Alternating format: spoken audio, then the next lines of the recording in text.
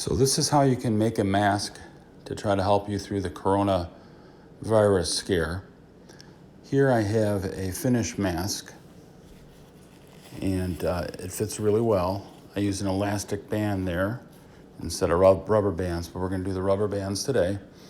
You're going to need 2 rubber bands, scissors, a Sharpie pen, or really magic marker, anything, 2 binder clips, a stapler, and puppy pads.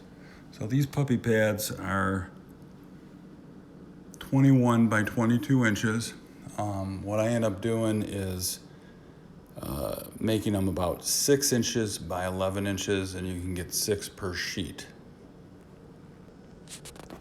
So I've already marked where I'm going to cut. The inner absorbent part is 18 inches, so I made marks at 6 inches and 12 inches, and then I'm going to end up cutting it right down the center there, and then I'll end up having 6 parts. There's the marks. Now I'm going to put this down and cut. So you can see now I got 6 pieces. The next thing I'm going to do is trim off the excess blue stuff on the edges.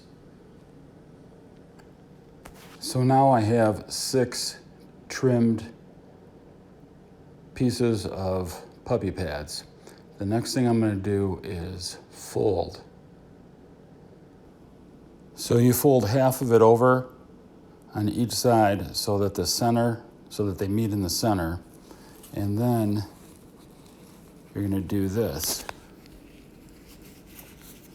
just like that. And then I'm going to put a staple on each side just to keep it that way. So now you can see there's a staple, and there's a pretty equal, and then the pleats in the middle, like that. So then the next thing I'm going to do is take these 2 rubber bands, and I'm going to turn them into one. I'm not sure what kind of knot you call that, but you put one into the other, and you pull a little bit so they get connected in the middle. The next thing I'm going to do is grab a binder clip, and I'll show you the proper positioning. With the binder clip, you want to make sure that the rubber band is down there in the corner, and then we're going to pinch it on an end. So now that's one pinched on the end. Then I put the other one here, and I'm going to put that on the other end. So now there is a binder clip on each end. The next thing I'm going to do is take off these shiny prongs. There's 4 of them, because you don't want to get poked in the eye or whatever. They don't need to be there. So now the prongs are off, and you have a mask. It stores nicely like this, and it'll expand.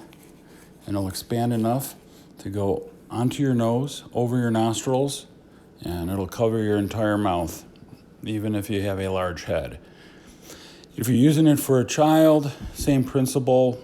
Maybe you make a smaller pad. Maybe you use 1 rubber band, but that's the idea. And the binder clips really hold it in place. I hope this helps you out. Stay safe.